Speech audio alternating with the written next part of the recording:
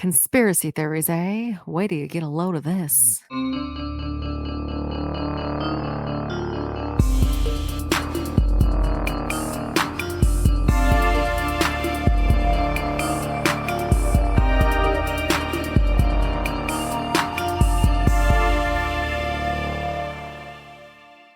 Hello, and welcome to Cracked Sisters Conspiracies. We're a podcast that covers conspiracy theories, mysteries, and all over spooky shit. My name's Jackie. And I'm Cassandra. And we are said sisters. Hello. Oh. So I have a surprise. Oh, is it the newest member of your house? It is the newest member of the household. This is Mochi baby. She is so adorable. She is. There. You can look at her face. Mochi. It's the cutest thing ever. Grayson is struggling with young motherhood because it is a baby. So it keeps her up at all hours of the night. So is this Grayson's cat? It's the family cat that Grayson is the primary caregiver of. Oh. Like, she has been doing the feeding and the pooper scooping and all of that fun stuff. She's been very mature about it.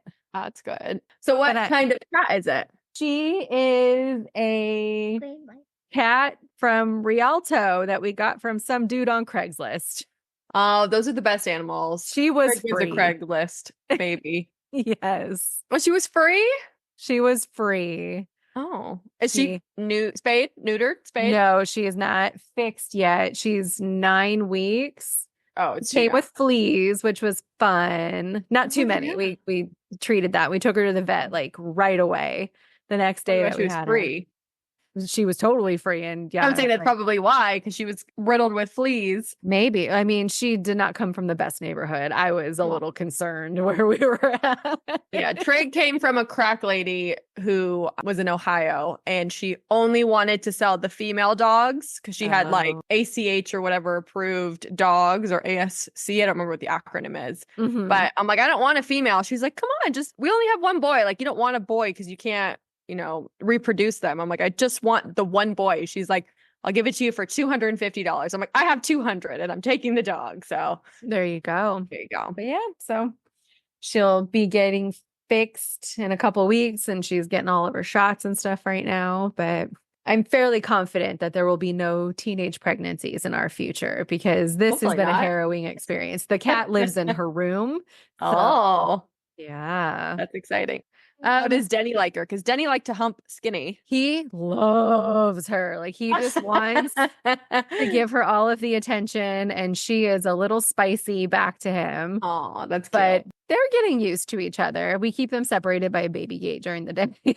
I mean, that's she good can choice. jump it, but he can't. So okay. yeah. So what's new with you? I wrote down some notes because I never remembered to say anything. Oh, first, how was your 4th of July? That's right. That was the holiday we just came off of. What? 4th of July was cool. We went to Lake Arrowhead for like a long weekend just to go live in some bougie ass house. Yeah. It was really nice. It looked so nice from the pictures you were posting. Shit is so cheap there. Oh my God. Oh, really? Yes. But it's also treacherous, like even getting to the house, and the parking and the roads are less than favorable, but it was cool. You wake up in the forest, and they do 4th of July on the 5th of July. So we got to sit on one of the many balconies and patios, whatever, and watch the fireworks over the lake. That's so nice. It was very cool. And then, yeah, on the way home, we got the flea bag. So there you go. Yeah. How was your 4th of July? It was depressing. Like all holidays have been in this house for some reason. Oh, no. We just like miss holidays. Like, not like sentimentally, like we just miss the mark for them. So we don't like going out on drinking holidays. So we won't go out on Cinco de Mayo, New Year's, 4th of July, anything like that. So our plan was just to stay home, and our housing community, they decided to host a one-day festival. Oh, so they had like food trucks, and there was a band and like games, but it was 109 degrees outside. Yeah. So we literally walked from our house, got food, and then walked back inside and never returned. And so we were hoping that maybe they would do a fireworks show, but apparently in this county, they don't do fireworks. Like they only do it on lake counties. Well, like not like sanctioned one event kind of thing. Oh, okay. So it was, I don't know, 9:30, and it had finally somewhat cooled down outside. And we're just hearing like them popping off. It's nowhere in our complex, but we were like, oh, let's go on a bike ride. So we're going on bike rides, like basically trying to chase the fireworks. And I'm like, I hear it. And then we go and then it'd be done. And I'm like, it's over here. So we go over there and it's done. I'm like, this is so sad. And he's like, I'm really sorry. We were able to find one little snippet of fireworks, but I'm like, I would rather just go inside. Like, this is making me really sad. So, no, with the exception of Christmas, I don't think you've had anything successful. We have not celebrated properly any holiday. And we keep saying, like, we want to make traditions, we want to do things, but I keep forgetting that holidays are even coming up. We did make wieners. That was nice. I saw you made some freedom wieners. So that's it wasn't some, it was pounds and pounds and pounds. We ground down a brisket. So it was 5 pounds of ground brisket, but we thought that would only make a handful of wieners while it actually made 7,000 wieners. So, and then Archer, my loving good dog, to it. Alex didn't follow rule number 1, which is don't leave food out. And he accidentally let the wieners because they were air cooling or something. And he ate probably 8 of them. And they are jalapeno pepper jack cheddars. Butthole must have been on fire. Wow. He was shitting up a storm and he could not stop. And we felt so bad. And he looks so skinny again. He looks like he's dying. Jeez Louise. He's so over this dog. But that was such a rookie move, though. Everyone knows you don't leave anything, even remotely edible. Good God. But it's okay. We weren't going to eat all of them anyway. So they did need to go somewhere. But yeah, are you 4th of July? Are you going to decorate for Halloween, even though none of us will be home for said occasion? Externally, probably not. But internally, yes. Because last year I bought a whole bunch of like cute Halloween decor because I like the inside to be cutesy and the outside to be terrifying. But I have all this cute Halloween decor that I want to put up. So I will, but I won't get to see or experience any of it. I know. But I mean, I start decorating for Halloween now. My For You page is all Halloween shit. And I'm like, that is a little too quick for me. I say August. I like to start in August because otherwise I feel like it encroaches on my summer. Sure. It's still technically, and it's hotter than fucking balls out here. So it's still summer. But in August, I'll switch to Halloween mode. There you go. Yeah. It's like I slowly start adding things. And then come mid-September, it's full on spooky season around here. I agree. Oh, cool. I started watching, I don't know if you've seen it or had any interest in it, the Dallas Cowboys cheerleaders. No, but I saw it on Netflix. Is it any good? I like it, but I used to watch the show because I just thought it was entertaining. People are like, I think they're reading really hard into it and trying to find controversy in it.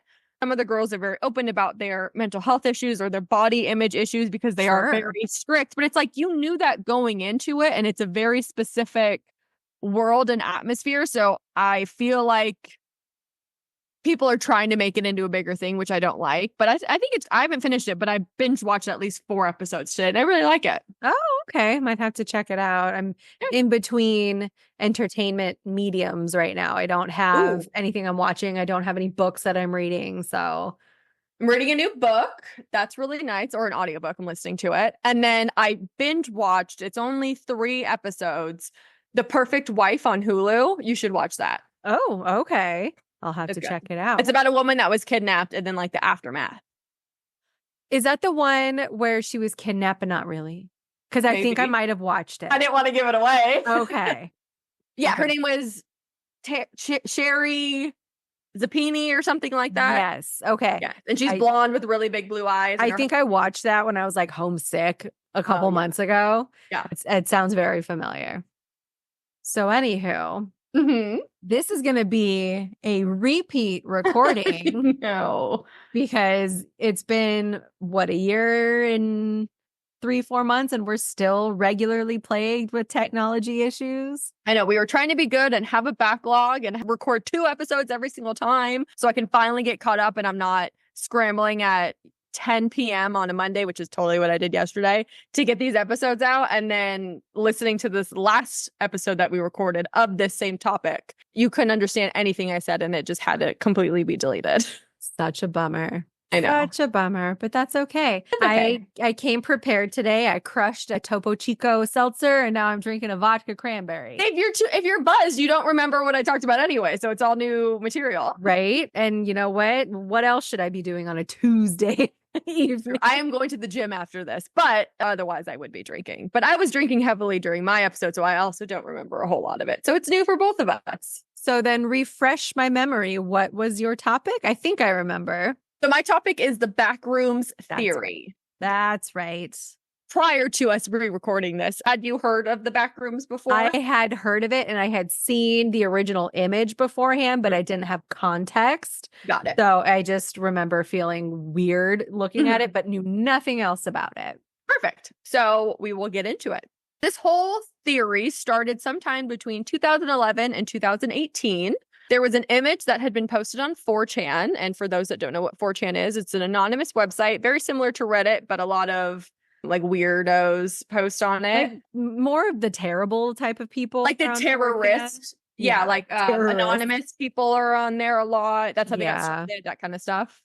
The post was of a shot of like a couple of empty rooms, almost like cubicles if they were open, or like an office space if all of the furniture had been removed. And the walls they had this disgusting yellow wallpaper. The floor was carpeted in this like mustard yellow color. Everything just seemed really like dingy and dark and kind of gross.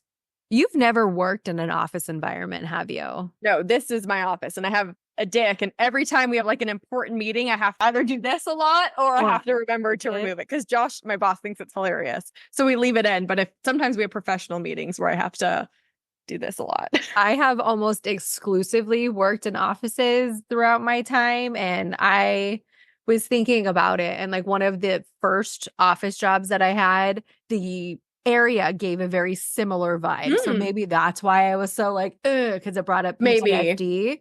But yeah, okay, continue. Okay, so this particular photo circulated around many different websites. And on May 12th, 2019, someone posted it again on a paranormal thread on 4chan. There was a prompt along with the picture, and the uploader asked the users to upload their own disquieting images that just seemed off. And they posted that photo for inspiration of a photo that made them feel uncomfortable, like you explained.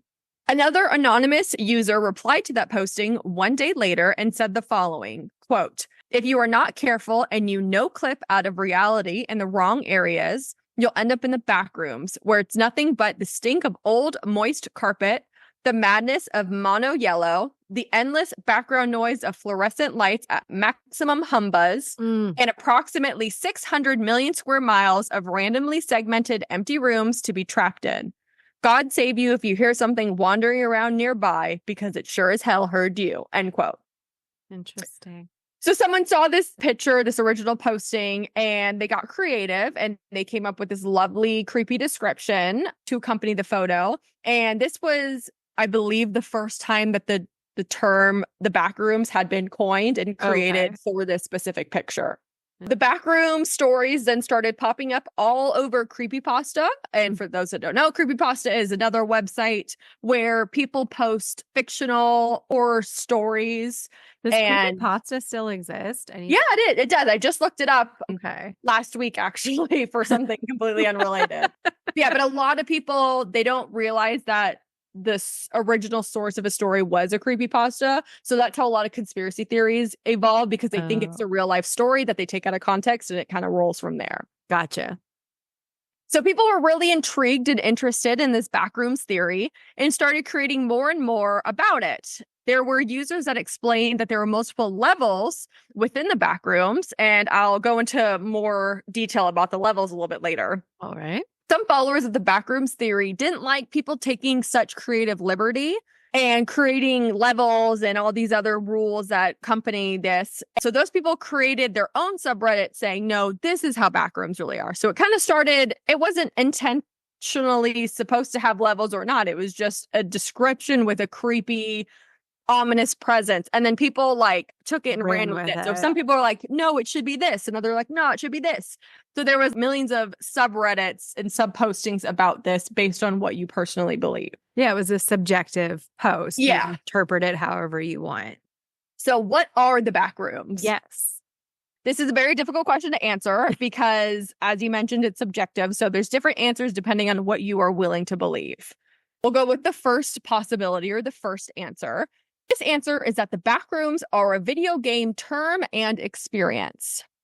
In many video games, if you no clip, which is you basically gain the ability to leave the actual gaming part of the game and you get to fly around within the game's realm and go to places that people aren't actually supposed to go to. So you don't play anything. You're just kind of flying around the background of the game. And sometimes people put in cheat codes to get there. Otherwise, people somehow stumble upon it accidentally because they're really bad. But basically, you no clip, you go outside of the game's map, and you find all of these empty rooms that are left behind.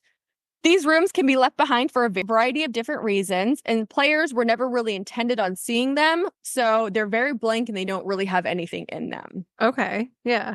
So many video game people took this thing that happens in video games and they wanted to find a way to make real life equivalent to this kind of cool video game theory. So this version 1 goes along with the theory that we live in a simulation. Okay. And in a video game, the goal is to complete levels and challenges or work toward an overall end accomplishment.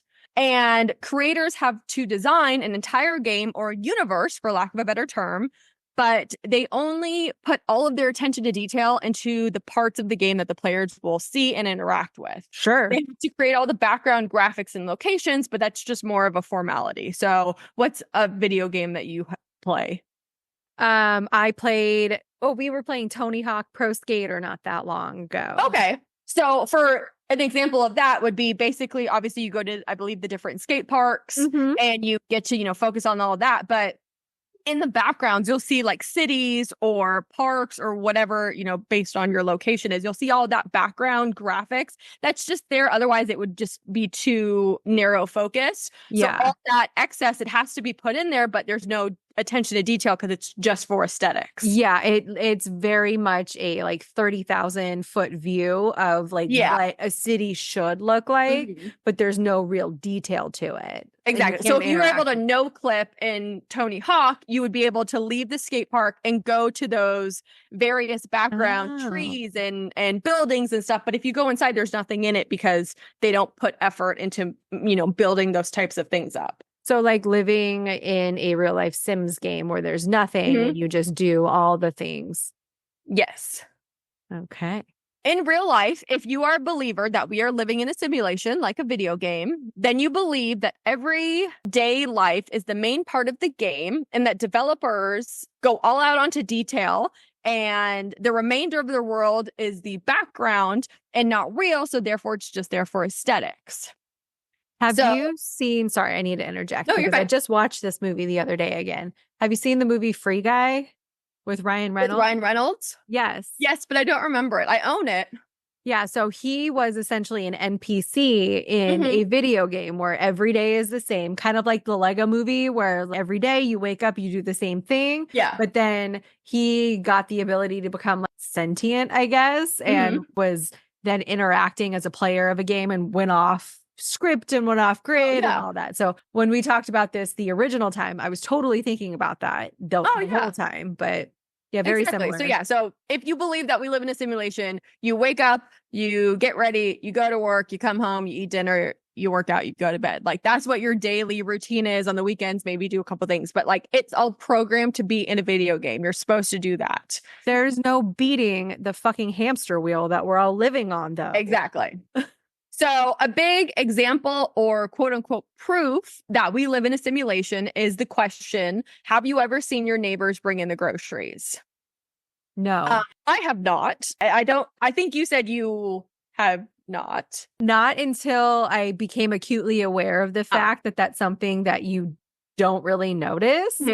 but I at least feel like I'm being perceived and seen when I'm bringing the groceries in. Yeah. But it's not the same. Like, I don't see Dolly across the street bringing her groceries in.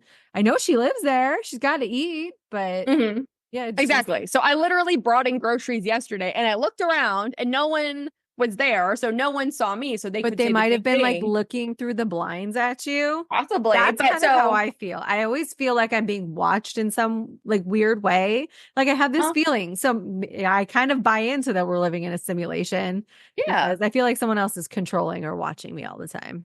Exactly. So if we were, in fact, in a simulation, you wouldn't see your neighbors bringing in their groceries because they're not real. They're NPCs, which you just mentioned, which stands for non-playable characters. And their houses are just the background graphics. They don't actually live inside them and live their lives to the full extent like we do. So just to expand a little bit more on the simulation theory, the simulation theory says that we are all likely to be living in an extremely powerful computer program directed by an entity outside of our physical comprehension, whether you think that's a god or another planet life force that is much more intelligent than us. And they created a Sims, and basically we are the Sims, and the cities that we live in, they created. And they are just as sadistic as we are when we play the Sims because... Exactly. They let people drown. I always let my Sim burn in a house fire, and then they get terrified of fire and they have trauma with them for the rest of their lives. It's like removing all of the ladders out of the pools. You do that for fun. So someone is obviously doing that shit to us because I'm not having a good time a lot of the time. In this situation, humans are not necessarily real and tangible beings, but instead they're predetermined, coded constructs of the digital world we inhabit. Living in a simulation can be likened to living in a gigantic game of The Sims, as I mentioned, except we ourselves are the characters inside the screen and we don't know who is controlling us, nor do we have any control of what is happening to us. Yeah, which I think is actually a pretty good way of describing life. Yeah, I am on board for that. So there was this Swedish philosopher named Nick Bostrom who wrote a paper and explained that the, quote, future generations might have mega computers that can run numerous and detailed simulations of their forebears in which simulated beings are imbued with a sort of artificial consciousness. Odds are we are products of that simulation and we may not be the original species of human, end quote.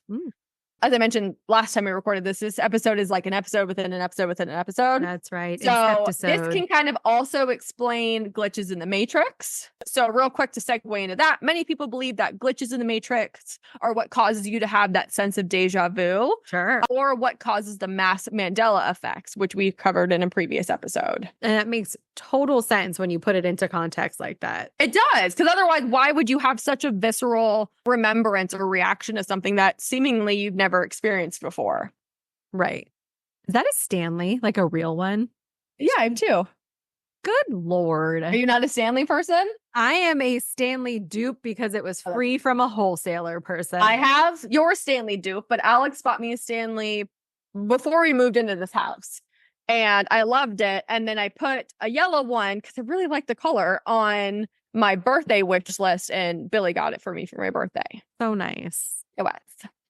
And then he wrote me a note with it, like an Amazon gift note. And it's like, enjoy your lead-filled cup. I'm like, thank you so much. Your lead-filled cup? Yeah. Have you heard the controversy around Stanley's? No, but I have heard recently that lead is in everything and like feminine products and stuff. So they're slowly trying to kill the women of Earth is what I have gathered. That would track, actually. So no, there was a big thing where people were, obviously they had like these giant Stanley collections. So they were buying at-home lead tests and they were swabbing the inside of the Stanley and they were all coming out with like exorbitant amount of lead. But some say it was a hoax. I don't care. It's cool. I'm with it. We're all going to fucking die anyway. It's a simulation. They want me to have this lead filled. There's no meaning to what we do. Okay, so back to the Mandela effect. For example, a group of people are living in simulation A and another group of people are living in simulation B. No one in either of these groups are aware and they're just living their everyday lives just like you and I. So I'm in group A, you're in group B. I think you need to switch those. I am clearly the A here. Why? I don't know, because I'm older. just for that, you're group C and I'm group A. So in my world, group A's world, Nelson Mandela was killed in prison because of, I don't know why. And in my world, I couldn't even remember if he went to prison. I know. As one follow-up question, the whole episode fucking goes up in flames. Okay, so that is my reality. I and everyone in my group experienced him going to prison. That is our memory, and that is facts as we know it. Mm-hmm. And your reality, group C, Mandela was released from prison. He lived till he was like 80-something years old, and he died so peacefully of like old age or some shit. And to you guys, that was your truth. You vividly remember it happening. You experienced it. So that is the only truth that you guys know. But these simulations, my simulation and yours, are all running simultaneously. And because we don't know that we're segmented in these different ones, we converse with each other. And that's how you get these mass Mandela effects where, no, I swear he died in prison. And you're like, no, I swear he died of old age at 80 or whatever. So that's how these... I personally believe this is a reason of why the Mandela effect happens. It's because the overlords just want to create chaos. Yeah. They're setting us free to see what happens. Or they play video games like I do, where I start it and I like do it, but I don't know how to play it. So I'm learning. And then once I learn, I abandon that game, start a new game with my new knowledge and try to play it better and better. So now all these people and all these simulations are just living in the world trying to get through it. All right. So circling back to life as a simulation, another philosopher was asked, quote, if we do in fact live in a simulation, why does anything matter? Why should we be trying to prove or disprove that we are or are not digitally constructed reality? His answer was that we should always pursue the truth. And, quote, if we do in fact exist inside of a video game that requires our characters to perform certain quests and achievements in order to progress, wouldn't it be useful to know what kind of game we are in order to increase our chances of surviving? I guess. If it's a simulation, why would they give us, one, the ability to think about it, existential thinking? Because that's just fucking rude, unless they're like, haha, suffer. But otherwise, I don't think knowing, because we all know in our simulation, technically, the goal is to live, and then you go to school, then you get married, then you have kids, and you buy a house, and you live till you're old and work till you're old, and then you die. Like, that's technically the level. Do you think we respawn and then live as the same people? So reincarnation? But just respawning at like some other random point in our life, or I don't know. Or do we come back as the same people that we are? Like, maybe, I don't know. I'm like the deja vu feeling. Maybe I died and then I went back to where I was and I'm like, this feels familiar because it was. Oh, I see what you're saying.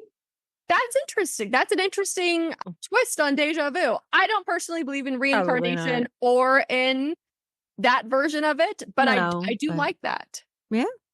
But yeah, there's all I know is that life is meaningless. You work and then you die. Sounds like you're in a great headspace. I have a lot of really depressing conversations with people these days. So, it's hard not to be. Got it. Okay, so all of that is explanation one of what the backrooms are. Okay. So explanation two. Some people believe that the backrooms is a feeling. So it is the overall combined feelings of being lost, wandering endlessly while trying to find a way out, the ominous feeling that someone or something is always lurking around the corner and out to get you, and the inherent creepiness of open, empty spaces and how ominous or threatening they feel for no reason at all. Yes. So everyone in their life at some point has felt some version of at least one of these feelings before, and therefore everyone can relate to it. And it seemingly happens for no reason, which makes it even more scary. If you're walking alone at night, yeah, maybe because you listen to true crime podcasts or you just watched a horror movie. But if you're walking alone just on a street, like you would do any day, but it's nighttime, you start like, what was that sound? Or you start thinking, is something in the bushes watching me? Is something going to come get me? Like, it just kind of comes out of nowhere, but everyone has experienced that at some point. Well, some of us are fortunate or unfortunate enough to live in a constant state of anxiety, which is what that sounds like. Yeah. The real life manifestation of that. So I trust no one and nothing. There you go. Again, very healthy. So a lot of stories around the back rooms involve creatures or monsters that are hunting you while you're trapped in this endless space. And whether you want to take that literally or metaphorically, either would be scary yet potentially very relatable, as you just mentioned. So just to kind of segue, I got a taste of that in real life. We played a lot of hide and seek because we had 3 stories in this house that we were staying at in Arrowhead. And I am 100% certain that I cannot hide to save my life. I would be found and murdered so fast. Yeah. And it was very apparent. But that intense feeling of just hiding from my own child, like, oh my God, please don't find me. I hear her. Is she coming for me? So I was acutely aware of that feeling recently. So you should be better is what I'm hearing. Because I never had that issue when I was hiding from your daughter. Because I knew I would be in there for a hot ass minute before she found me. She surprisingly was on the ball. I don't know what it was, but. Oh, and then another segue real quick. Reminded me, I know we already talked about it, not on the podcast, of my dream that I had. Oh my God, I thought about that for days. It is still vividly in my brain. Anytime I have a nightmare that seemingly involves you. Remember the one before that was you were a prostitute and bringing people home and someone tried to kill me? That's right. So this new dream that I had, it was like maybe 2 weeks ago, 1.5 weeks ago. I had this dream where you and I were walking around outside. We were at like a farmer's market or something, because that's what we do. And I saw this like, cute guy, and apparently I was single. So we struck up a conversation and we were talking, and he's like, oh, I'm having a party if you want to come by my house. I'm like, sure, I'll do that. So I go to this dude's house, and he is richer than shit. It's a fucking mansion. And technically he is having a party, but we ignore everyone. And he's like, oh, I'm going to give you a tour of the house. And have you heard of the Winchester Mystery House? I sure have. So that's what this fucking house was. You turn on a corner and there's a wall. To go up the stairs, you had to like crawl through this narrow crawl space to open up into normal stairs. And he's acting like this is totally normal, and I'm just going along with it. So whatever, we do a tour of the house, and at some point he didn't like where I put my keys, my car keys, so he moved them. So we're hanging out, and at some point I'm like, okay, I would love to leave, and I'm going to go. And he's like, no, you're not, because I have your keys and you're not allowed to leave. And I went, that's odd. So I start panicking, and I try like a couple different ways to get out of it, and I can't. And he starts getting like physical and hurting me really quickly. So I'm like, well, I guess I'm here for a minute. So at some point you show up at the door, and he like lets me talk to you because you're the real MVP of this dream here. Like, that's what big sisters are for, man. And I'm like, why are you here? Because in my brain, I'm like, the day hadn't even ended, but it was nighttime. It's the same night from when you left. Okay. Yeah. Yeah. And I'm like, why are you here? You're like, you've been gone for a week. Like, you haven't been texting me, because he also took my phone. I haven't heard from you. You just disappeared that day from the farmer's market. So I found out where you are. I tracked you, and I'm here. And I'm like, oh, that's weird. But also I'm not allowed to leave. So I'm like, we need to go. So I'm like, I have a spare key in my truck. We need to run and make a run for it and get the key and get in quick enough before he can get us. So we do. We're successful. We drive off. Everything's great. Months go by. You and I are living our best lives. I'm out walking again. I really shouldn't be out in public, apparently, is what my dream is telling me. And I see him, and he sees me, and I went, oh no, like, this is it. So he is basically stalking me, and I'm trying to get away from him. And I find myself in a cul-de-sac. And at the end of the cul-de-sac, I look over, and it's a cliff into like the ocean. So I can either deal with him, who is now in front of me, or I can jump. I would choose like, the ocean every time. I should have. I'm like, bro, I know you're going to kill me. Just get this over with. I'm really over this. So he pulls out a gun. I'm like, beautiful, fucking shoot me. But it's not a gun. It's a blowtorch. And he lights me on fucking fire. And I can feel it. My skin is frying, and he's just like, ha, ha, ha. And so I'm melted. So then he takes me with him, and I have to recover and heal. And he's like very nice to me. And it's months and months and months process of me healing. And I'm like, I've accepted this. I'm like, we got a dog. Like, there was a puppy running around. I'm like, this is my new life. And then sure as shit, you show up again, and somehow you're able to get my original set of keys. We get the fuck out of there. And then it cuts to you and I sitting in your apartment or something, and you're in the other room, and I'm on the couch, and you're like, hey, call me. I just invented call blocking. Like, you can call someone and your number won't show up. Like, you invented that on the spot. It's so like I invented Post-its. Like, That way I would never have to be afraid of someone having my number. And then I woke up. That's truly a wild ride. Bro, I still think about it and I still get the feeling of me being lit on fire, which is super. That sounds awful. But I am glad that I was able to, come to your rescue not once, but twice. Yeah. And what I'm gathering is your subconscious views me as your savior and a safe space for you. My figure is Jesus Christ. No, it's not. He would not accept you. It's the guy who created my simulation, obviously. His name is Chad. Probably. Okay, circling back to neck topic. beard. Ew, you lost me there.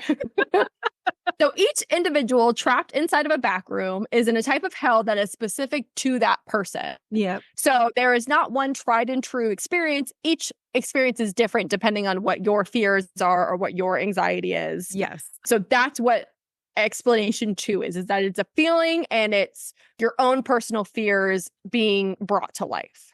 Got it. And then the third and final theory was found by a lot of various Reddit posts. And I got a lot of information from an article on theghostmachine.com. This guy went, it was pages of his explanation of everything that has to do with the back rooms. Sounds legit and not at all like a psychotic 100%. Rant. Well, if that's not what conspiracy theories are, I don't know what they are. You nailed it right on the head there. So he and many others explain that the backrooms is an alternate universe or space that is not located within reality. So what is seemingly an office floor, apartment complex, parking garage, hotel floor goes on endlessly. There are infinite numbers of rooms and hallways that never actually lead to anywhere. And time is either extremely fast or extremely slow. And within this alternate world, there are other people just like you who are trapped, and then other things or monsters or beings that have been there from the start and are wanting to either explore you or hurt you. Sure. So you're going to want to stay away, according to this guy's cautionary tale. You're going to want to stay away from anything about the back rooms. He does explain this is not real, but if you are going to believe in something, these are your options. So he takes it from a very scientific approach, I guess. Sure. Very profesh. Yeah.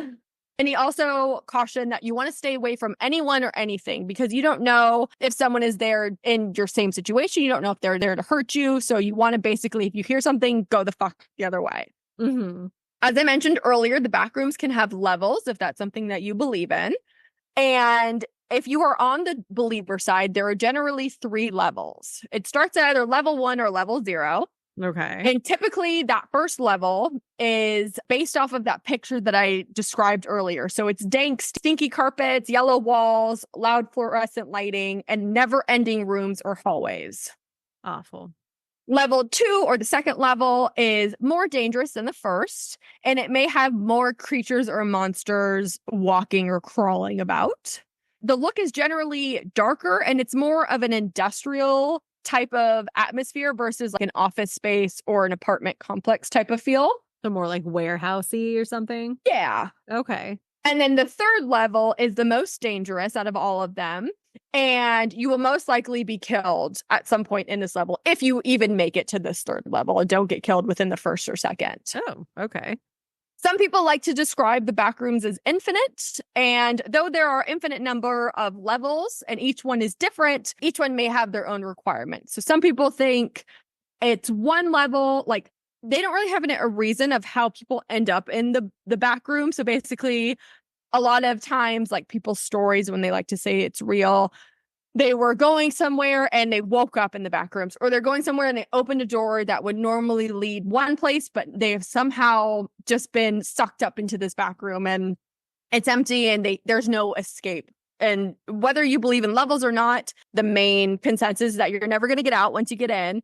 It's either you're going to be there indefinitely or someone or something is going to kill you. Those are really your only 2 options. Vast nothingness is definitely a trigger, I guess, for me. I know when we chatted about it last time, we were trying to figure out what our version of the backrooms would be. And so mine would be stuck on a fucking boat or something in the middle of the ocean where it just goes on forever. that is an overwhelming thought and fear of mine. Just no, that's just so hopeless. I don't like I don't remember what I said mine was. Do you? I don't remember either. I don't know. Probably I'm in an office space because I don't want that. And instead of monsters, it's dumb people trying to bombard me with emails or dumb questions because that is my hell that I live in every day. And to do that endlessly for the rest of my life with no way out seems right. It really does wear you down. My soul is being chipped away bit by bit, and my well-being is questionable. Okay, so the facts that we do know. For years, everyone assumed that original photo that I keep mentioning was either photoshopped or some version of CGI. But on May 29th, 2024, so a couple months ago, internet detectives found the original photo that started this whole theory. The picture was taken in 2003 in Oshkosh, Wisconsin. And the building that it was taken inside of was an old furniture store called Roner's Home Furnishings. In 2002, that store needed some repairs and renovations because a new business titled Hobbytown was going to be taking over the lease in that specific space. There was some water damage that needed to be fixed and just overall redecorating because, as you saw, that picture was fucking dingy as fuck. And it was gross. Yeah. It was gross. And no one wants to put like a Hobby Lobby in that kind of shit. I wouldn't want to buy furniture in a place like that. I have never been to a furniture place that wasn't living spaces that didn't creep me the fuck out. That's what I was just going to say. Or when we were like bed shopping for you and all the weird places that we went. Yeah. And that guy was so rude. I'm like, I literally would have bought a mattress right now, but you are being a dick. That was an uncomfortable experience. Not I don't know what it is about people that sell furniture and then their locations and their stores and why they are the way they are. Yeah, I don't know.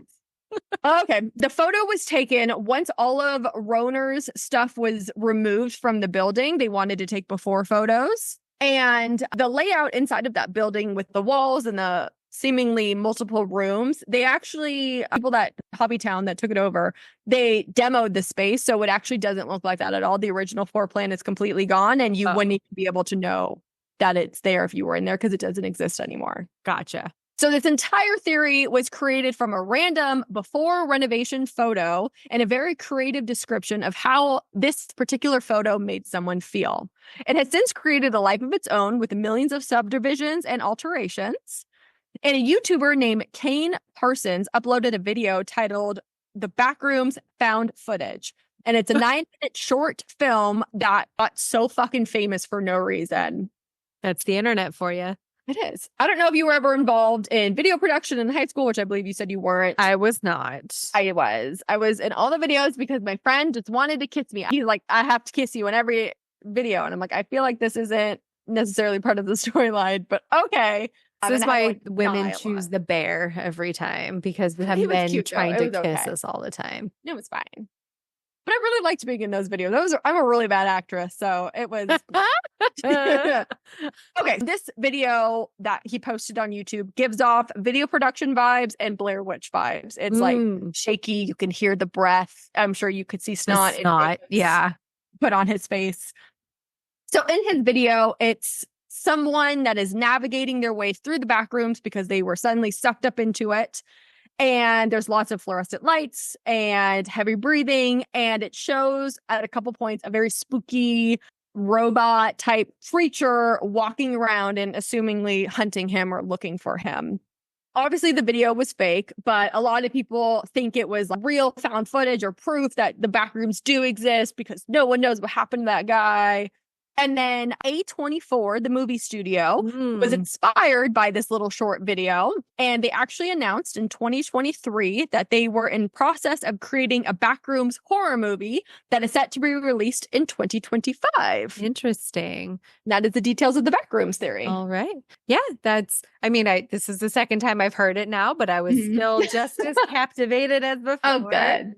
Very interesting. The internet is a weird place and it has this habit of misconstruing and then blowing up the most random things for absolutely no reason. And this is a prime example of that. Yeah, but it's fun. It is fun. Like even Alex knew what it was. I pulled up the picture just to look at it again before we started recording. And he's like, "Why do you have the Backrooms up there?" I go, "How do you know what that is?" He goes, "It's a video game I played." I go, "No, it's not. It's a whole thing." And he's like, "That's just fucking stupid." And then he left. So see that's the Mandela effect right there. He remembers it being a video game. I'm like, I remember it being some random internet post. That's a good point. Look at you. So it was just purposely put there to cause chaos, and it sounded like it succeeded. I like it. So I mentioned it last time, but again, what are you going to be covering next week? Yeah, so I had put it down to 2 options, one being Nicolas Cage as a vampire. That's right. And the other being the Hope Diamond Curse. And so I opted to go with Hope Diamond Curse this time around. Yeah, so I will get around to researching that. That was going to be my next question. Maybe on the weekend? Maybe on the weekend, okay. Yes. So it's on my never-ending to-do list, but it is there. It's higher priority than some other things for what that's worth. Like our TikTok. Speaking of which, if you want to reach us after the fact, you can go to our Instagram. You can send us DMs of episode suggestions because as you can tell, we're scraping the bottom of the barrel with some of these topics that we have. You can send us an email at crackedsistersconspiracies@gmail.com. We have a TikTok that you are cultivating and posting videos every once in a while. It's going great. One of them got like a good amount of views, over 2,000, I think. Every now and again, we have a little snippet that takes off. I think we have 50 followers on TikTok. Like, wow. I might be overstating. That might be my personal, but we have an X that I post technically on every week. We have a Facebook that I don't remember the login information to, and I can't change our name, so you don't even know it's us. And yeah. And then we have our Patreon. I always forget our Patreon. We have a Patreon. You can pay $1, get to see what we look like, see our extended videos because I don't edit those. We're hopefully going to be coming out with some merch soon once I figure out how to use my Cricut machine. And yeah. So just a little goodie. So give us your money. Please. But yes, with that, I'm going to say stay cracked, y'all. And have a great day.